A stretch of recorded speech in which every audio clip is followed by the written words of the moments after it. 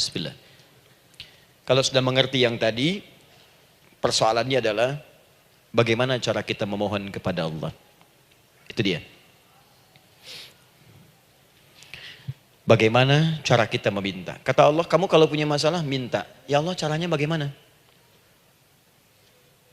Karena sesuatu yang dikerjakan tanpa ilmu dan tidak tahu caranya, itu bisa keliru. Hidup itu menyembah Allah tidak cukup dengan iman, Bu. Mesti pakai ilmu. Iman saja sekalipun kuat tanpa ilmu, itu bisa salah. Kuat ingin mendekat kepada Allah.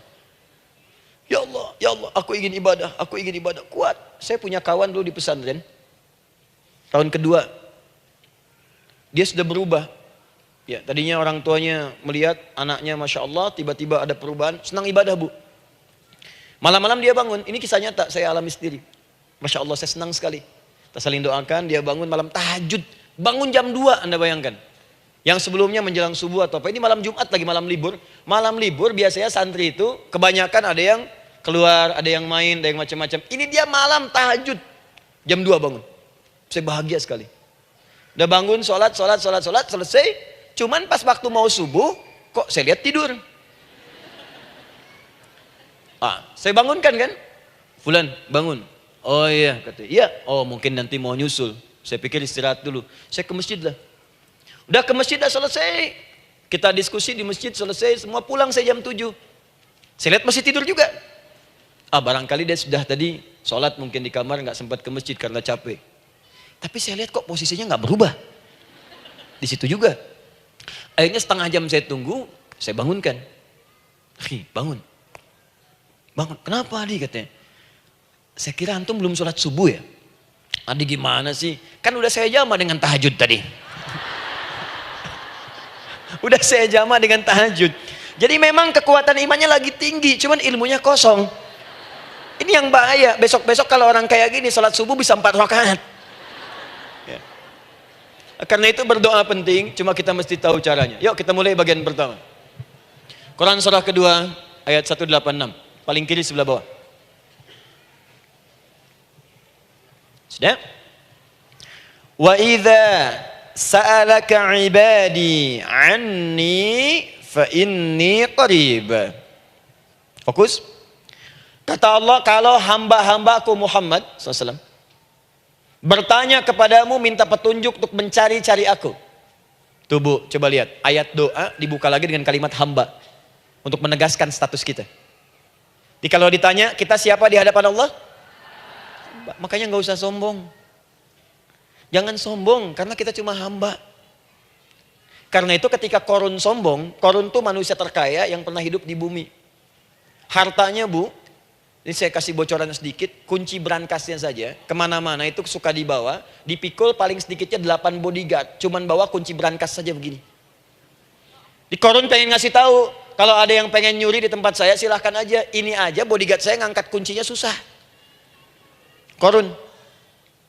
Jadi kalau Anda tidak sekaya Korun, jangan ikutan sombong, telat. Telat, gak ada kerjaan, sudah ada yang lebih kaya. Ya. Dan apa yang terjadi? Fakhosabna, kata Allah, kami telan. Likuifasi. Telan oleh bumi semua.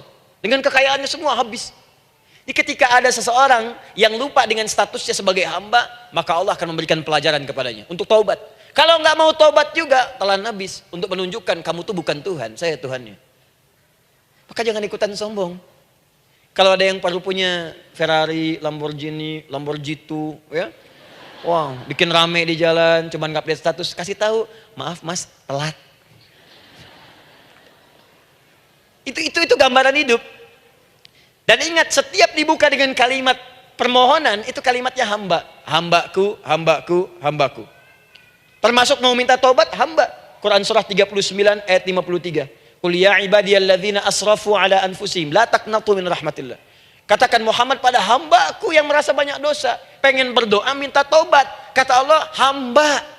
Saya terima taubatnya, hamba. Ini ya. Ini pun adab yang pertama dari Al-Qur'an, adab yang pertama, kalau kita ingin berdoa dan doa itu cepat ingin dikabulkan, maka berdoalah dengan cara menghamba di hadapan Allah Subhanahu wa taala. Jangan merasa tinggi.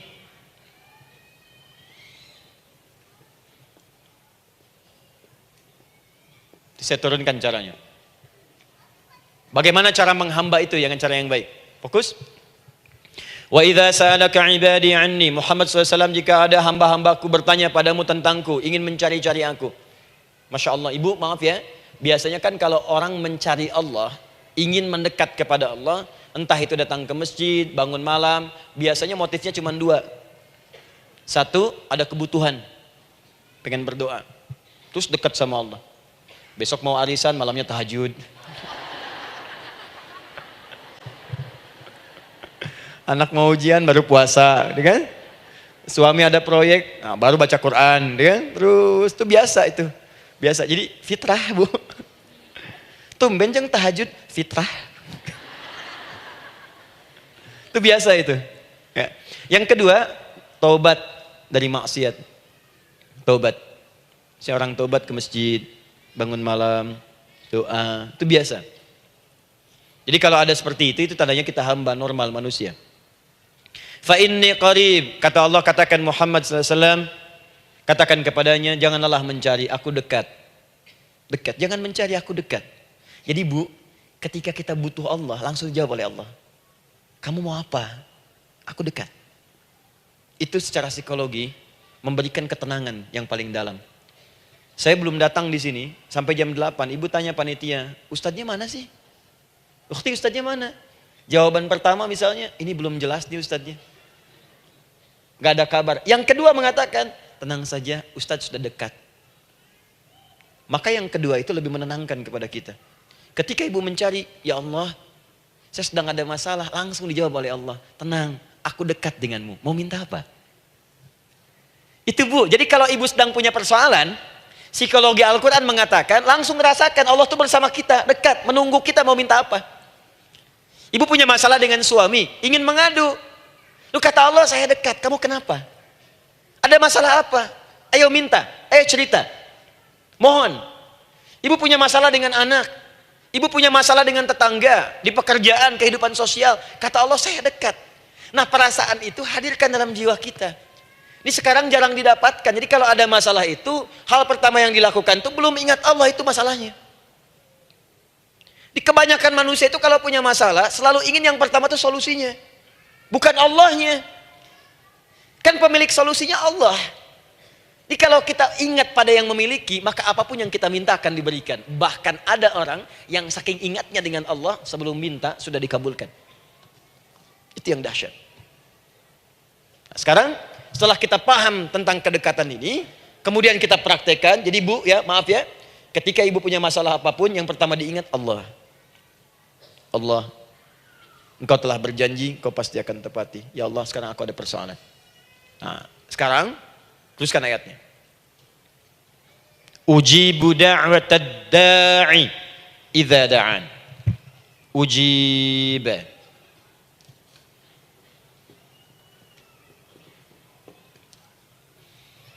Ujibu da'watad da'i idza da'an. Aku pasti akan menjawab, mengabulkan setiap doa hambaku jika dia bermohon kepadaku. Saya ingin ajarkan sedikit di gramatikal bahasa Arab. Ujib itu disebut dengan fi'il mudhari namanya. Saya kasih rumus cepat bu ya. Insya Allah kalau ibu fokus dengan rumus ini, ibu nanti bisa memahami Al-Quran dengan baik. Saya kasih satu kalimat, hafalkan baik-baik. Ini gampang kok. Anita. Ya, Anita. Sudah? Anita. Baik. Hamzah, nun, ya, ta. Satukan Anita. Kalau di dalam kalimat ibu baca Al-Quran, di depannya ada huruf hamzah ini, atau nun, atau ya, atau ta, maka itu rumus mudhari namanya. Gak usah dihafalkan mudharinya. Ya, nggak usah dihafalkan sampai bikin misalnya satu ungkapan, Anita istrinya Pak Mudhari, nggak usah, nggak ada kerjaan. Ya, nggak usah dihafal. Saya hanya ingin tunjukkan pemahaman. Kalau ada bentuk seperti ini punya 3 makna. Kalau dalam bahasa Inggris itu disebut present, ya, continuous, dan future. Present, continuous, and future. Sekarang, terus, sampai kapanpun. Sekarang, Terus berlangsung, continuous, and future. Sampai kapanpun di masa depan.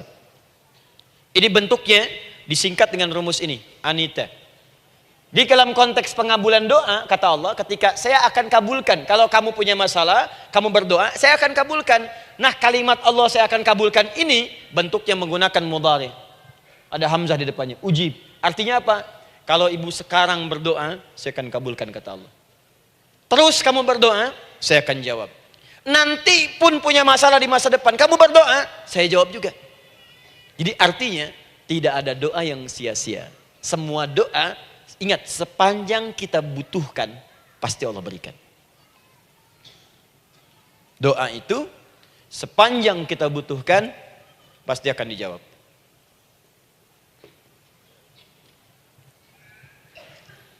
Nanti kapan dijawabnya, seperti apa jawabannya, nanti bagian ketiga. Kadang-kadang minta sekarang, dijawabnya nanti. Minta sekarang, dijawab sekarang. Ada yang mintanya A, dijawabnya B, itu yang paling dahsyat. Ya. Jadi kalau saya tanya, kalau kita berdoa, dijawab tidak oleh Allah? Ya, itu janji Allah. Setiap orang berdoa, pasti dijawab. Nah, hanya persoalannya, seperti apa doa yang cepat dijawab itu? Apakah semua doa langsung dijawab seketika? Akankah mendapat jaminan langsung dijawab? Ternyata kalimat dijawab ini diikat dengan syarat ketentuan berlaku. Apa di antara syarat dan ketentuannya ini? Teruskan ayatnya. Falyastajibuli. Syarat pertama. Kalau doamu ingin cepat aku jawab, falyastajibuli. Maka engkau pun harus cepat merespon setiap seruanku. Jawab seruanku dengan cepat. Doa ingin dijawab oleh Allah. Maka kata Allah, kamu pun harus menjawab setiap seruanku. Jawab seruan Allah.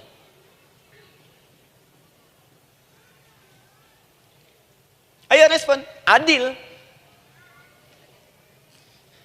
Maunya dapat gaji aja, kerja nggak mau.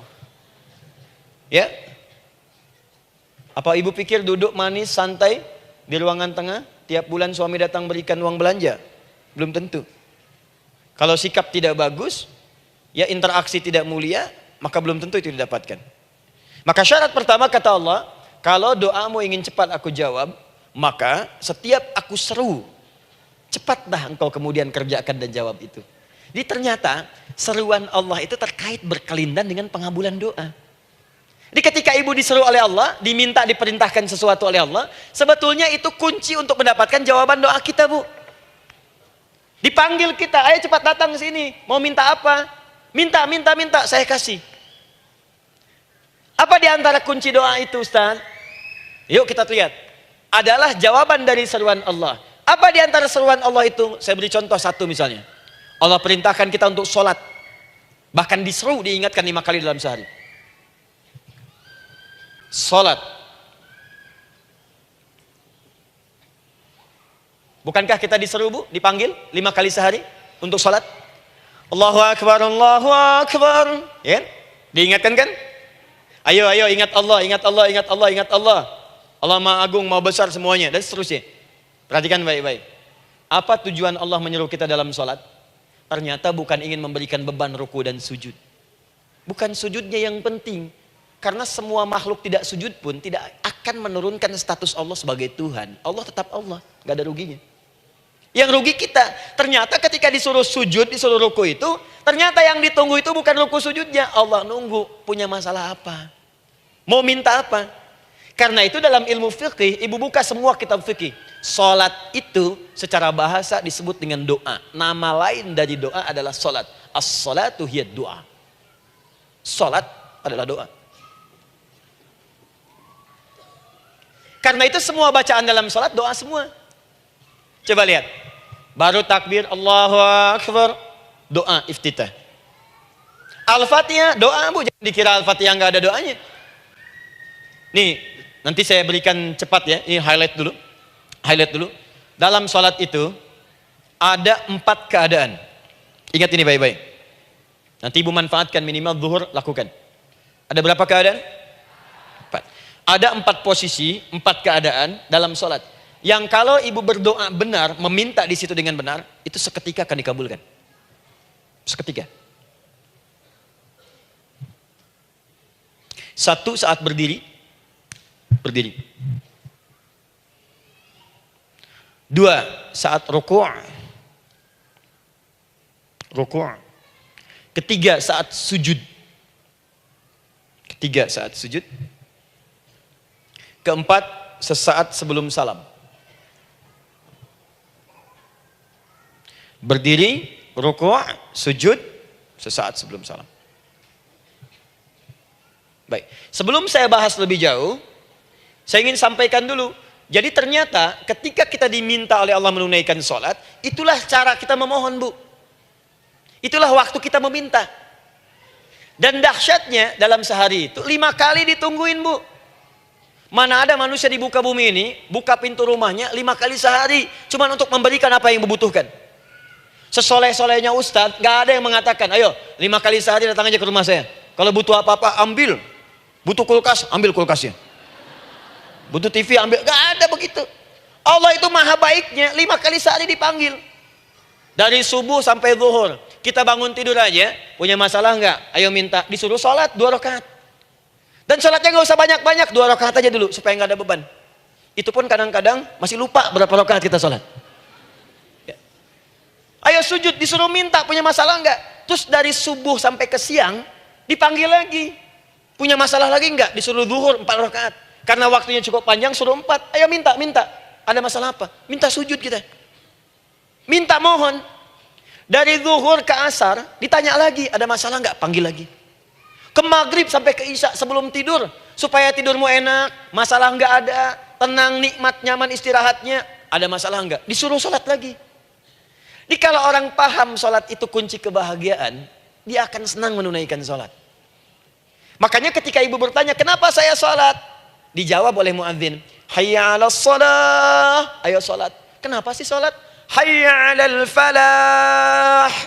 Yuk bahagia. Ayo tenang. Yuk dapatkan apa yang kamu inginkan. Falah.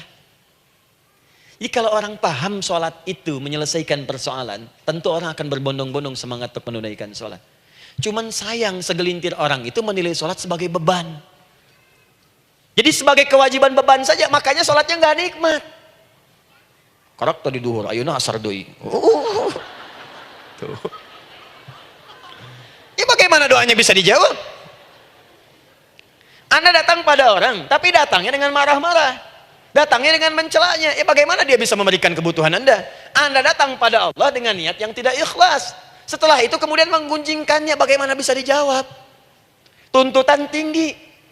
Tapi datang tidak membawa prestasi, ya bagaimana bisa diberi? Catat tuh, bikin status. Paham ya? Nah ini bagian pertama. Jadi cara pertama, respon kata Allah, seruan Allah. Rumus pertama sholat. Nah sekarang saya ajarkan lagi. Ini belum selesai nih Bu. Ini panjang bahasannya nih. Sampai jam berapa kita? 10 ya? Oh, banyak. Oh, mau sampai jam 5 silahkan. Saya jam 10 selesai. Ya. Lihat sini. Oke, saya punya sekitar 1 jam kurang ke depan. Saya ingin terangkan sedetil-detilnya gitu ya. Dan saya hanya menyampaikan isi Al-Quran. Quran, hadis, Quran, hadis. Sekarang gini, Ustadz saya sekarang paham, sholat berarti kunci untuk menyelesaikan masalah. Di sholat saya akan memohon. Sekarang Ustadz, bagaimana cara saya merespon sholat? Kan kata Allah, saya menyeru, respon gitu kan? Kita dipanggil sholat nih, Allahu Akbar, dipanggil. Bagaimana cara meresponnya? Sebelum minta. Awas, ibu ingin datang mengajukan proposal. Datang kepada wali kota, datang kepada gubernur, datang kepada presiden, datang kepada menteri sebelumnya. Bukankah ibu mempersiapkan diri? Penampilan ditata, proposal dibagus-bagusin, itu kan? Yang paling hebat itu kadang-kadang malam-malam latihan depan cermin. Bapak wali kota yang saya hormati.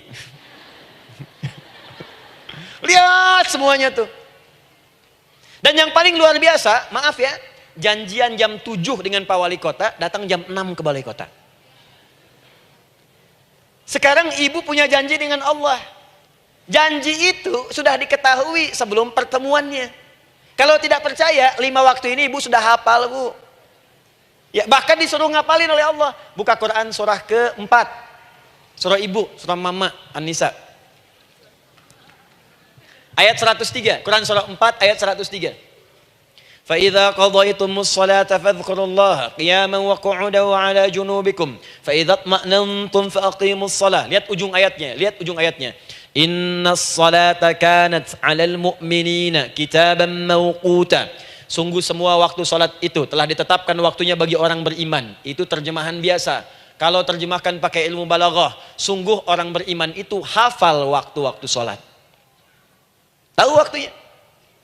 Apalagi kalau di waktu itu ibu punya kepentingan, pasti hafal. Kalau ibu benar memprioritaskan sholat dan menilai sholat sebagai solusi hidup, menilai sholat sebagai kebutuhan, ibu pasti akan hafalkan itu, Bu. Nih ya, ibu dapat bagian arisan nih, bulan ini misalnya. Dan memang bagian jatah ibu, demi Allah saya katakan, sebulan sebelumnya ibu sudah hafal tanggalnya kapan. Bahkan di kalender tuh diwarnain. Papa, bagian mama nanti bulan ini. Tuh. Dicatat semua, di tempat siapa, jam berapa, datang dengan penuh keceriaan dan kebanggaan. Luar biasa. Hanya untuk urusan dunia, yang itu habis gitu. Jika dia tidak meninggalkan ibu, ibu yang meninggalkan dia duluan. Sekarang 5 kali sehari, semua diberikan, bahkan lebih daripada dunia dan seisinya. Harusnya sih wajarnya dihafalkan waktunya, dan ibu hafal. Ayo, subuh jam berapa sekarang? Lihat sini, bukan ke atas. Ditutup tuh. Tuh, sana tuh. Subuh jam berapa? Ayo ngelihat ke sana, 4:43. Zuhur jam berapa? Tuh, asar, maghrib, isya. Itu kan kunci ibadah. Dan kunci ijabah, kunci ibadah, kunci ijabah. Di situ ada pengabulannya. Ini gimana mau minta, waktu permintaannya aja nggak hafal. Gimana mau bermohon, datangnya aja telat. Karena itu bagaimana cara merespon seruan Allah, diaturlah di Quran surah kedua ayat 152. Paling kanan sebelah bawah. Quran surah kedua ayat 152. Ibu masih ingat? Bukankah sholat disebut sebagai zikir? Masih ingat? Ya, di Quran surah ke-20 ayat 14. Wa aqimis sholata lidzikri, tunaikan sholat sebagai zikir kepadaku. Sekarang lihat ya. Lihat ketentuan Allahnya. Kalau ibu dipanggil untuk sholat, dipanggil untuk zikir, cepat respon. Ibu cepat respon, Allah pun akan cepat merespon permintaan ibu. Lihat kalimatnya. Fadhkuruni adzkurkum. Fadhkuruni adzkurkum. Kalian mengingat saya, maka saya pun akan ingat dengan kalian. Kalian zikir kepada saya, ingat saya, kata Allah, maka saya pun akan ingat kalian. Di antara makna zikir, salat. Jikalau ibu salat mengingat Allah dengan cepat, maka Allah pun akan cepat mengingat kita. Contoh.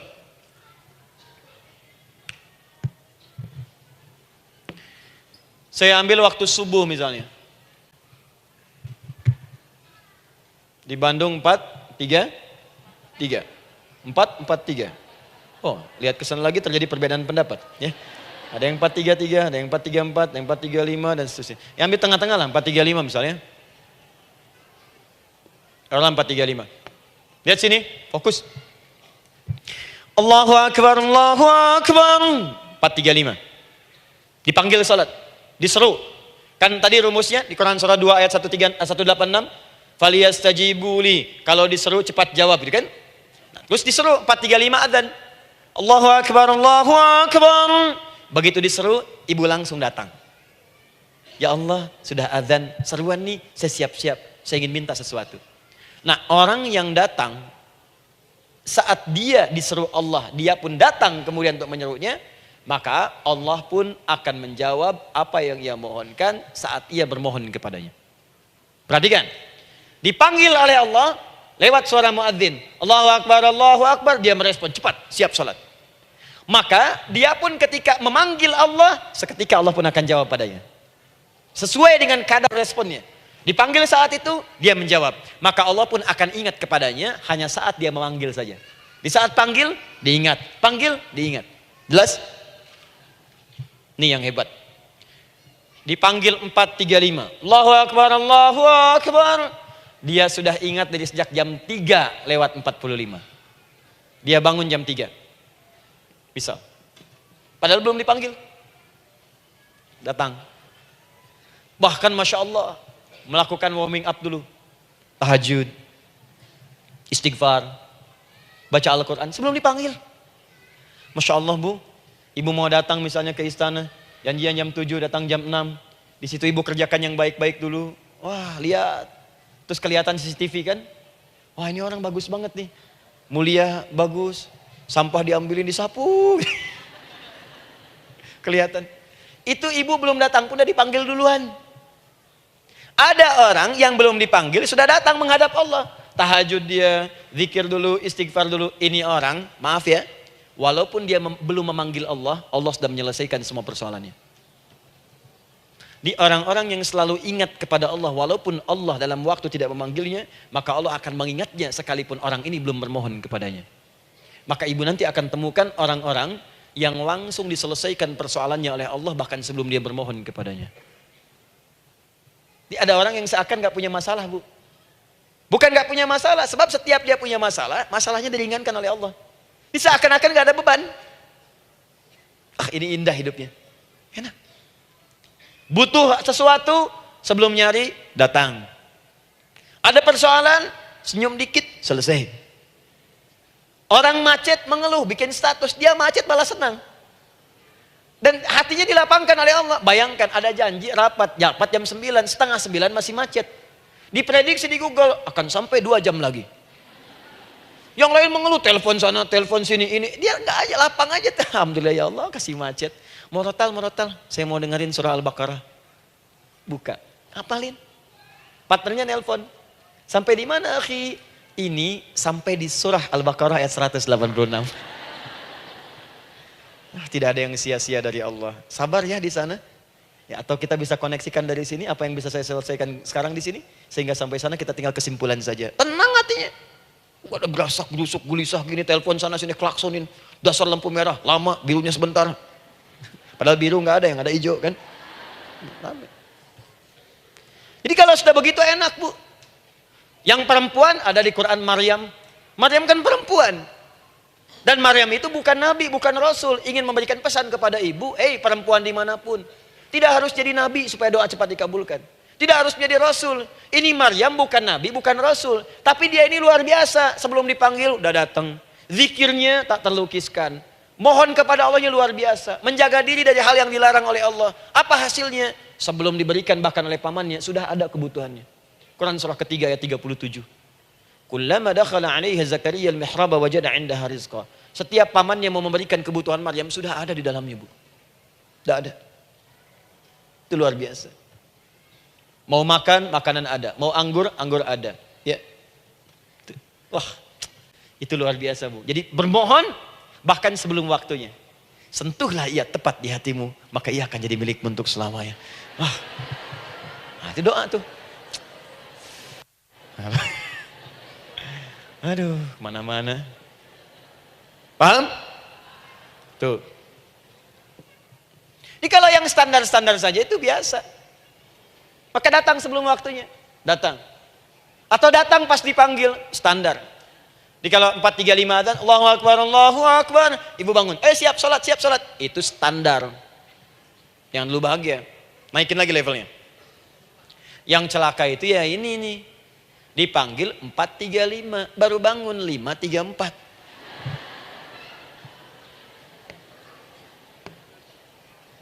Sholat subuh belum, nuntutnya udah banyak. Ya Allah, kurang apa lagi aku bermohon kepadamu. Sudah aku meminta sekarang, sholat subuh aja belum. Jadi mana keadilannya? Jadi yang pertama, respon seruan Allah. Disitulah Allah pun akan cepat merespon apa yang kita kemudian butuhkan. Jadi yang pertama lewat sholat ya Bu ya. Ingat sholat. Dan sholat itu tadi dari 4 posisi saya ajarkan yang pertama saja satu. Supaya nggak terlampau panjang ya. Berdiri Bu. Saya ajarkan satu. Setiap ibu dalam keadaan berdiri dan membaca Al-Fatihah. Pada kalimat iyyaka na'budu wa iyyaka nasta'in. Ingat pada kalimat iyyaka na'budu wa iyyaka nasta'in. Maka sertakanlah di hati kita apa persoalan yang dirasakan untuk bermohon kepada Allah. Saya ajarkan cepat. Kalau ibu mau belajar lebih detail, ikuti kajian kami di fikih sholat. Sifat sholat Nabi SAW. Nanti saya terangkan semua dalilnya. Insya Allah sepanjang yang saya ketahui. Baik, dasarnya ini. Dasarnya Quran surah ketiga ayat 38 sampai 39. Dan dikuatkan nanti di hadis qudsi. Ibu kenal Nabi Zakaria? Ya kenal ya. Ya selamat lah Bu. Alhamdulillah. Episode ke-15 kenal Nabi Zakaria. Luar biasa. Alhamdulillah. Nabi Zakaria punya persoalan, sudah berumah tangga, belum ada keturunan, fisiknya sudah letih, rambutnya sudah memutih, dan mohon maaf istrinya divonis menopause dan mandul. Secara medis klinis. Apa yang beliau kerjakan? Sholat. Dalam sholatnya bermohon kepada Allah. Perhatikan permohonannya. Qala rabbi habli min ladunka dzurriyyatan thayyibah. Ya hunalika da'a Zakaria rabbah. Qala rabbi habli min ladunka dzurriyyatan thayyibah. Innaka sami'ud du'a. Ya Allah, aku bermohon kepadamu, anugerahkan aku keturunan. Semua mengatakan aku gak mungkin punya keturunan. Hanya engkau yang tidak punya batas dalam pemberian. Engkau pasti mendengar doa saya. Kalau pada yang maha mendengar tidak mengabulkan juga, lantas kepada siapa lagi aku mesti memohon? Doa ini dipanjatkan oleh beliau dalam keadaan sholat. Sedang berdiri dalam sholatnya. Jadi ibu maaf ya, tolong jangan salah berpikir. Semua nabi dan rasul, orang soleh sebelumnya itu sholat. Cuma kita lebih sempurna gerakan dan jumlahnya, sempurna. Orang dulu sholat. Nabi Musa sholat, Quran surah 20 ayat 14. Nabi Isa sholat, Quran surah 19 ayat 31 sampai 33. Nabi Ismail sholat, Quran surah 19 ayat ke-55. Semua sholat. Sholat. Nabi Zakaria saat punya masalah, sholat. Dalam berdirinya minta dalam sholatnya. Dari mana Ustadz tahunya beliau minta dalam berdiri dalam sholat? Ayat 39-nya baca. Quran surah ketiga ayat 39. Fanadatsul malaika, maka doanya itu dijawab oleh Allah. Datang malaikat menyampaikan jawaban. Wa huwa qaimun yusalli fil mihrab. Sedangkan beliau masih berdiri dalam sholatnya di mihrab. Masih berdiri dalam sholat. Sholat. Di dalam sholat itu minta. Makanya semua bacaan sholat itu permintaan isinya. Dan dikabulkan oleh Allah. Annallaha yubashshiruka bi Yahya. Allah kasih kabar gembira, engkau akan punya anak, langsung namanya dari Allah Yahya. Artinya hidup yang mustahil menurut manusia. Lahir dari rahim seorang perempuan yang divonis menopause dan mandul menurut medis. Kata Allah tidak ada yang mustahil bagiku. Lahir dan hidup dia, Yahya. Kapan terjadinya? Sedang sholat. Kapan saat sholatnya? Berdiri. Nah yang paling menarik Bu, umatnya Nabi Muhammad SAW ditunggu oleh Allah 5 kali dalam sehari. Dan dimintakan sebelum sholat untuk menyiapkan permohonannya. Maka turunlah Quran surah kedua ayat ke-45. Ibu lihat ayatnya. Wasta'inu bis-sabri was-salah. Bahkan ditegaskan lagi. Di Quran surah kedua ayat 153. Paling kanan sebelah bawah. Ya ayyuhalladzina amanu ista'inu bis-sabri was-salah. Yang pertama nggak pakai panggilan iman.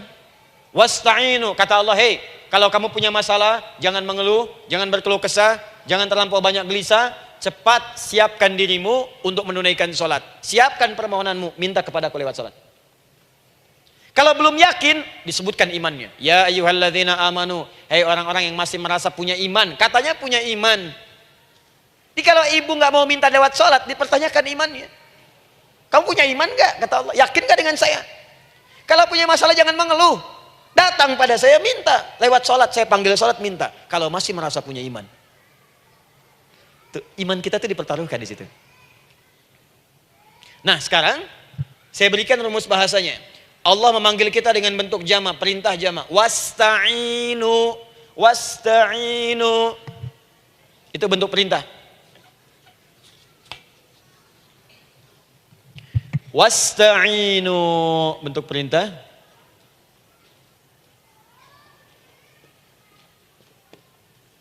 Wasta'inu. Dan jika kalian, perhatikan cara menerjemahkannya, dan jika kalian punya persoalan dalam hidup, punya kebutuhan, maka bergegaslah siapkan dirimu untuk minta kepadaku solusi. Wasta'inu, dan mintalah oleh kalian pertolongan, solusi. Bisabri wassalah. Pertama sabar dulu.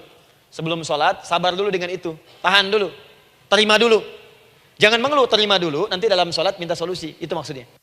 Punya masalah sekarang jam 9 lewat. Sabar, tahan dulu. Koreksi diri, istighfar. Nanti zuhur minta. Atau duha sekarang sholat. Datang ke masjid, sholat duha minta. Tahiyatul masjid minta sekarang. Sabar. Ini sabar, terima dulu. Jangan mengeluh, sabar. Ingat, terima, sabar. Karena Allah mustahil memberikan ujian masalah kalau kita tidak sanggup menerimanya. La yukallifullahu nafsan illa. Saya sering katakan Bu ya, maaf kalau kalimat ini mungkin kurang berkenan. Tapi kalimat ini nyata. Kalau ibu sekarang punya masalah seberat apapun, itu artinya hanya ibu yang sanggup untuk menerimanya. Saya tidak. Betul, karena itu persoalan itu dititipkan kepada ibu, bukan kepada seorang bernama Adi Hidayat. Ibu yang dipercaya. Ya, ibu dipercaya oleh Allah. Kenapa ibu tidak yakin dengan itu? Karena cuma ibu yang bisa mengatasi. Ibu yang mampu, saya tidak. Karena itu dititipkan pada ibu.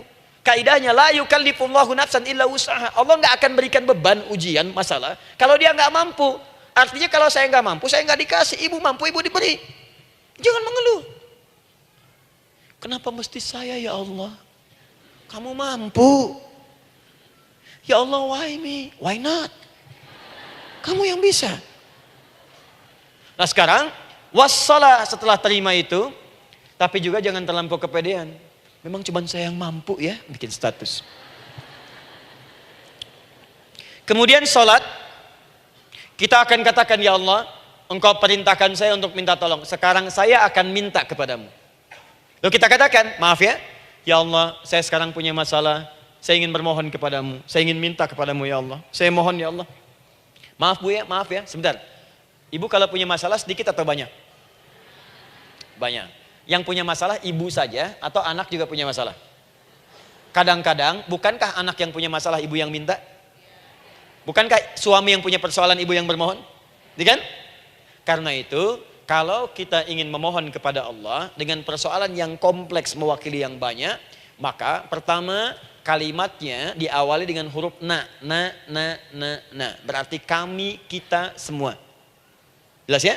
Nah, ibu ingin robah kalimatnya minta tolong. Kata Allah, minta kepadaku pertolongan. Wasta'inu. Ibu ingin robah menjadi bentuk permintaan. Rubah kalimatnya menjadi nasta'in. Nasta'in. Nasta'in.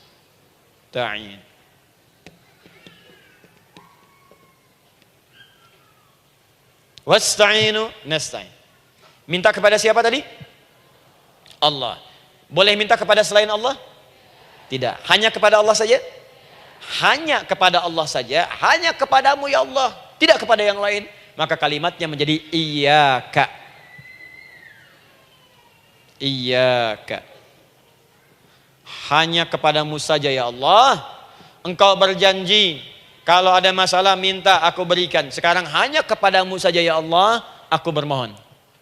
Maka kalimatnya namanya iyyaka nasta'in. Sekarang saya tanya kepada ibu, apakah dalam sholat ibu membaca kalimat iyyaka nasta'in? Tuh. Saya mau tanya, ibu bacanya saat ruku atau saat sujud? Berdiri. Gak ada orang ruku baca kalimat ini. Allahu Akbar, iyyaka na'budu wa iyyaka nasta'in. Berdiri. Iyyaka na'budu wa iyyaka. Nah, sekarang saya bacakan hadis qudsinya. Tersambung dari Nabi sallallahu alaihi wasallam. Qala Rasulullah sallallahu alaihi wasallam, qala Allah azza wa jalla. Allah langsung yang berfirman lewat hadis qudsi. Perhatikan bahasanya. Qasamtu shalah baini wa baina abdi. Saya bagi dalam salat itu dua bagian, antara hak aku dan hak hambaku. Wali abdi ma sa'ala. Dan jika benar hambaku menunaikan kewajibannya dengan baik, menjaga hak-hak aku, maka pada saat itu apapun yang dia minta dalam salat aku akan berikan. Apapun. Kapan itu terjadi? Perhatikan kalimatnya. Idza qala al-'abdu, kalau hamba mulai membaca dalam salatnya, alhamdulillahi rabbil alamin. Alhamdulillahi rabbil alamin. Qala Allah azza wa jalla, seketika Allah menjawab, hamadani 'abdi, hambaku sedang memujiku. Ibu ingat baik-baik Bu ya. Ingat baik-baik. Setiap ibu baca Al-Fatihah dalam salat itu Allah memperhatikan dan menjawab bacaan ibu. Tadi masih ingat ketika saya katakan wa idza sa'alaka ibadi anni fa inni qarib, Allah itu dekat. Ya. Wa idza qala al-'abdu ar-rahmanir rahim, kalau hamba melanjutkan ar-rahmanir rahim, qala Allah azza wa jalla, Allah langsung menjawab athna alayya 'abdi, hambaku sedang menyanjungku. Wa idza qala al-'abdu maliki yaumiddin, ketika hamba berkata maliki yaumiddin, qala Allah azza wa jalla, Allah menjawab majjadani 'abdi, hambaku sedang mengagungkanku. Sekarang perhatikan kalimat ini. Wa idza qala al-'abdu, Jika seorang hamba berkata, iyyaka na'budu wa iyyaka nasta'in. Ya Allah, sekarang hamba sholat ibadah atas perintahmu. Dan hamba minta, ya Allah, hamba punya masalah. Hamba punya persoalan dan kau janjikan minta dalam sholat. Qala Allah azza wa jalla, Allah jawab, hadza baini wa baina abdi. Inilah perjanjian aku dengan hambaku. Wali abdi, kalau hambaku benar sholatnya sampai bacaan ini, masalah apapun yang dia minta sekarang aku akan kabulkan. Dalam berdiri. Cuman sayang, kadang-kadang dalam keadaan ini banyak yang tidak minta. Maka caranya saya sampaikan yang pertama, kalau ibu sudah sampai ke bacaan ini, iyyaka na'budu wa iyyaka nasta'in, sertakanlah dalam hati ibu. Gak usah dilafadzkan. Sertakan ibu punya masalah apa. Atau secara umum minta solusi. Minta. Nabi itu kalau sholat, Nabi SAW kalau sholat, itu kalau baca ayat-ayat Quran, itu seringkali berhenti bu. Sering berhenti. Kalau dalam ayat doa, beliau berhenti, mohonkan dengan baik. Kalau ayat-ayat surga, minta supaya umatnya ke surga. Ayat-ayat neraka, mohon supaya umatnya dibebaskan dari neraka. Minta. Kesaksiannya banyak. Hudzaifah al-Yamani, pernah sholat di belakang Nabi, begitu. Abdullah bin Mas'ud radhiyallahu ta'ala anhu, sholat di belakang Nabi, begitu. Ubay bin Ka'ab radhiyallahu ta'ala anhu salat di belakang Nabi, begitu. Di kesaksian mereka sama semua. Makanya seringkali itu nggak sadar, enak salat dengan Nabi itu. Nyaman. Kalau baca ayat surga seakan-akan pengen cepat ke surga.